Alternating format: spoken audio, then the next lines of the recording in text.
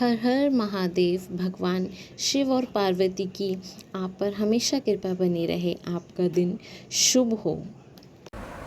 इस अध्याय में आप सुनेंगे संकष्ट हरण व्रत का विधान।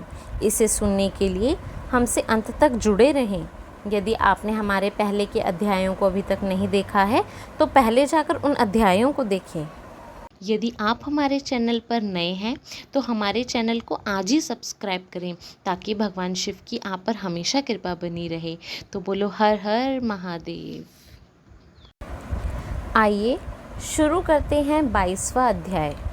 भगवान शिव बोले, हे मुनि श्रेष्ठ, श्रावण मास में कृष्ण पक्ष की चतुर्थी तिथि के दिन सभी वांछित फल प्रदान करने वाला संकष्ट हरण नामक व्रत करना चाहिए।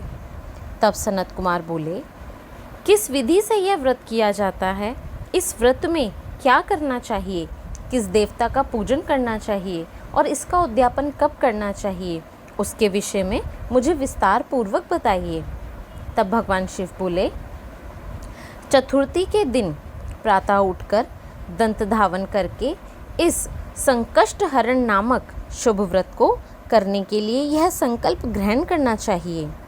हे देवेश, आज मैं चंद्रमा के उदय होने तक निराहार रहूँगा और रात्रि में आपकी पूजा करके भोजन करूँगा। संकट से मेरा उद्धार कीजिए। हे ब्रह्मपुत्र, इस प्रकार संकल्प करके शुभ काले तिलों से युक्त जल से स्नान करके समस्त कृत्य संपन्न करने के अनंतर गणपति की पूजा करनी चाहिए। बुद्धिमान को चाहिए कि 3 मासे अथवा उसके आधे मासे तथा तृतीय अंश यानी 1 मासे सुवर्ण से या फिर अपनी शक्ति के अनुसार सुवर्ण की प्रतिमा बनाएं। सुवर्ण के अभाव में चांदी तथा तांबे की ही प्रतिमा सुखपूर्वक बनाएं। यदि निर्धन हो तो वह मिट्टी की ही शुभ प्रतिमा बना ले, किंतु इसके वित्त शाठ्य ना करे, क्योंकि वित्त शाठ्य करने पर कार्य नष्ट हो जाता है। रम्य अष्टदल कमल पर जल से पूर्ण तथा वस्त्र युक्त कलश स्थापित करें और उसके ऊपर पूर्ण पात्र रखकर उसमें वैदिक तथा तांत्रिक मंत्रों द्वारा 16 उपचारों से देवता की पूजा करें। हे विप्र, तिल युक्त 10 उत्तम मोदक बनाएं। उनमें से 5 मोदक देवता के समक्ष निवेदित करें और 5 मोदक ब्राह्मण को प्रदान करें। भक्ति भाव से उस विप्र की देवता की भांति पूजा करें और यथाशक्ति दक्षिणा देकर यह प्रार्थना करें, हे विप्रवर्य, आपको नमस्कार है। हे देव, मैं आपको फल तथा दक्षिणा से युक्त 5 मोदक प्रदान करता हूँ। हे द्विज श्रेष्ठ, मेरी विपत्ति को दूर करने के लिए इसे ग्रहण कीजिए। हे विप्र रूप गणेश्वर, मेरे द्वारा जो भी न्यून अधिक अथवा द्रव्यहीन कृत्य किया गया हो वह सब पूर्णता को प्राप्त हो। इसके बाद स्वादिष्ट अन्न से ब्राह्मणों को प्रसन्नतापूर्वक भोजन कराएं। तत्पश्चात चंद्रमा को अर्घ्य प्रदान करें। उसका मंत्र प्रारंभ से सुनिए। हे क्षीर सागर से प्रादुर्भूत, हे सुधारूप, हे निशाकार, हे गणेश की प्रीति को बढ़ाने वाले, मेरे द्वारा दिए गए अर्घ्य को ग्रहण कीजिए। इस विधान के करने पर गणेश्वर प्रसन्न होते हैं और वांछित फल प्रदान करते हैं। अतः इस व्रत को अवश्य करना चाहिए। इस व्रत का अनुष्ठान करने से विद्यार्थी विद्या प्राप्त करता है और धन चाहने वाला धन पा जाता है। पुत्र की अभिलाषा रखने वाला पुत्र प्राप्त करता है। मोक्ष चाहने वाला उत्तम गति प्राप्त करता है। कार्य की सिद्धि चाहने वाले का कार्य सिद्ध हो जाता है और रोगी रोग से मुक्त हो जाता है। विपत्तियों में पड़े हुए व्याकुल चित्त वाले, चिंता से ग्रस्त मन वाले तथा जिन्हें अपने सुहजनों का वियोग हो गया हो, उन मनुष्यों का दुख दूर हो जाता है। यह व्रत मनुष्यों के सभी कष्टों का निवारण करने वाला, उन्हें सभी अभीष्ट फल प्रदान करने वाला, पुत्र पौत्र आदि देने वाला, तथा सभी प्रकार की संपत्ति की प्राप्ति कराने वाला है। हे सनत कुमार, अब मैं पूजन तथा जप के मंत्रों को आपसे कहता हूँ। प्रणव के पश्चात नमः शब्द लगाकर बाद में हे रंभ, मदमोदित तथा संकष्टस्य निवारण इन शब्दों का चतुर्यंत जोड़कर पुनः अंत में स्वाहा प्रयुक्त करके इस 21 वर्ण वाले मंत्र ओम नमो हेरंबाय मदमोदिताय संकष्टस्य निवारणाय स्वाहा को बोलना चाहिए। बुद्धिमान व्यक्ति को चाहिए कि इंद्र आदि लोकपालकों की सभी दिशाओं में पूजा करें। अब मैं मोदकों की दूसरी विधि आपको बताता हूँ। पके हुए मूंग तथा तिलों से घृत में पकाएं तथा गरी के छोटे छोटे टुकड़ों से मिश्रित मोदक गणेश जी को निवेदित करें। तत्पश्चात दुर्वा के अंकुर लेकर इन नाम पदों से पृथक पृथक गणेश जी की पूजा करें। उन नामों को मुझसे सुनिए।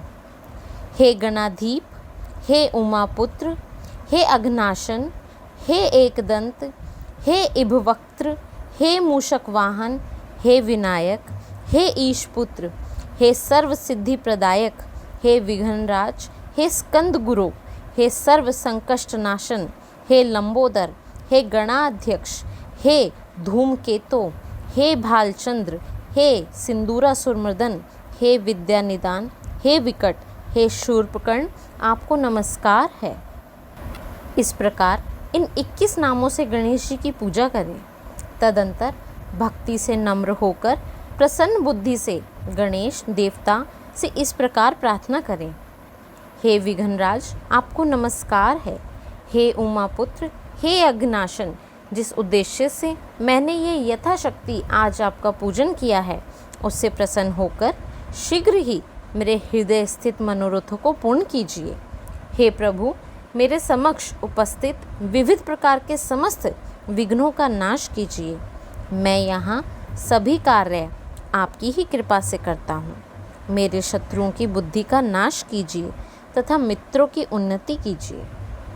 इसके बाद 108 आहुति देकर हवन करें। तत्पश्चात व्रत की संपूर्णता के लिए मोदकों का वायन प्रदान करें। उस समय यह कहें, गणेश जी की प्रसन्नता के लिए मैं 7 लड्डुओं तथा 7 मोदकों का वायन फल सहित ब्राह्मणों को प्रदान करता हूँ। तदंतर हे सत्तम, पुण्यदायिनी कथा सुनकर इस मंत्र के द्वारा 5 बार प्रयत्नपूर्वक चंद्रमा को अर्घ्य प्रदान करें। क्षीर सागर से उत्पन्न तथा अत्रि गोत्र में उत्पन्न हे चंद्र, रोहिणी सहित आप मेरे द्वारा प्रदत्त अर्घ्य को स्वीकार कीजिए। तत्पश्चात अपने अपराध के लिए देवता से क्षमा प्रार्थना करें और अपने सामर्थ्य के अनुसार ब्राह्मणों को भोजन कराएं तथा ब्राह्मणों को जो अर्पित किया हो उसे अवशिष्ट भोजन को स्वयं ग्रहण करें। मौन होकर 7 ग्रास ग्रहण करें और यदि अशक्त हो तो इच्छानुसार भोजन करें। इसी प्रकार 3 मास अथवा 4 मास तक विधान पूर्वक इस व्रत को करना चाहिए। तत्पश्चात बुद्धिमान को चाहिए कि 5वें महीने में उद्यापन करें। उद्यापन के लिए बुद्धिमान को अपने सामर्थ्य के अनुसार स्वर्णमयी गणेश प्रतिमा बनानी चाहिए। तत्पश्चात उस भक्ति संपन्न मनुष्य को पूर्वोक्त विधान से चंदन, सुगंधित द्रव्य तथा अनेक प्रकार के सुंदर पुष्पों से पूजा करनी चाहिए और एकाग्रचित होकर नारिकेल फल से अर्घ्य प्रदान करना चाहिए। पायस से युक्त सूप में फल रखकर और उसे लाल वस्त्र में लपेटकर यह वायन भक्त ब्राह्मण को प्रदान करें। साथ ही स्वर्ण की गणपति प्रतिमा भी दक्षिणा सहित उन्हें दें। व्रत की पूर्णता के लिए एक आढ़क तिल का दान करें। तदंतर विघ्नेश प्रसन्न हों, ऐसा कहकर देवता से क्षमा प्रार्थना करें। इस प्रकार उद्यापन करने से अश्वमेघ यज्ञ का फल प्राप्त होता है और मनोवांछित सभी कार्य सिद्ध हो जाते हैं।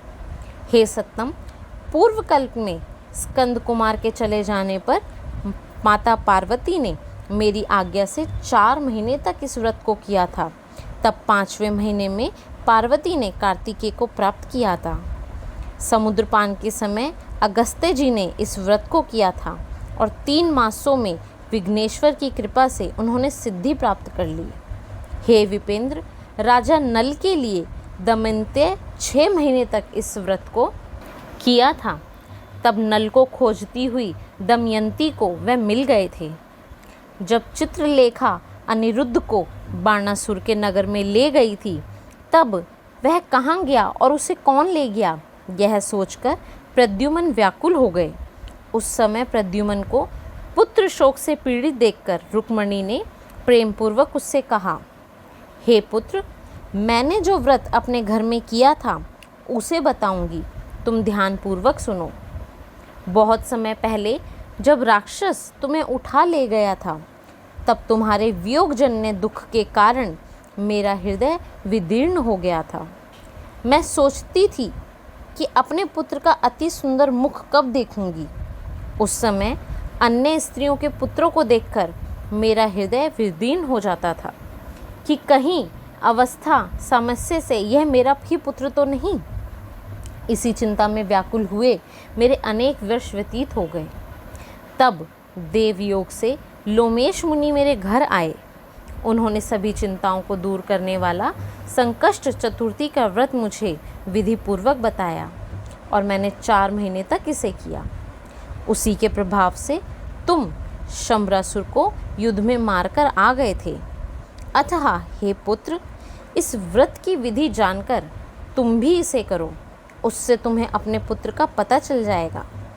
हे विप्र, प्रद्युम्न ने यह व्रत करके गणेश जी को प्रसन्न किया। तब नारद जी से उन्होंने सुना कि अनिरुद्ध बाणासुर के नगर में है। इसके बाद बाणासुर के नगर में जाकर उससे अत्यंत भीषण युद्ध करके और संग्राम में शिव सहित बाणासुर को जीतकर पुत्रवधु सहित अनिरुद्ध को प्रद्युम्न घर लाए थे। हे मुने, इसी प्रकार अन्य देवताओं तथा असुरों ने भी विघ्नेश की प्रसन्नता के लिए यह व्रत किया था। हे सनत कुमार, इस व्रत के समान सभी सिद्धियां देने वाला इस लोक में कोई भी व्रत, तप, दान और तीर्थ नहीं है। बहुत कहने से क्या लाभ, इसके तुल्य कार्य सिद्धि करने वाला दूसरा कुछ भी नहीं है। अभक्त, नास्तिक तथा षटकों को इस व्रत का उपदेश नहीं करना चाहिए, अपितु पुत्र, शिष्य, श्रद्धालु तथा सज्जन को इसका उपदेश करना चाहिए। हे धर्मिष्ठ, हे विधिनंदन, तुम मेरे प्रिय हो तथा लोक उपकार करने वाले हो, अतः मैंने तुम्हारे लिए इस व्रत का उपदेश किया है। ओम नमः शिवाय। ये अध्याय यहीं समाप्त होता है। आगे के अध्याय सुनने के लिए हमारे चैनल से जुड़े रहे व हमारे चैनल को आज ही सब्सक्राइब व लाइक करना ना भूलें। भगवान शिव की कृपा आप पर हमेशा बनी रहे। तब तक के लिए धन्यवाद।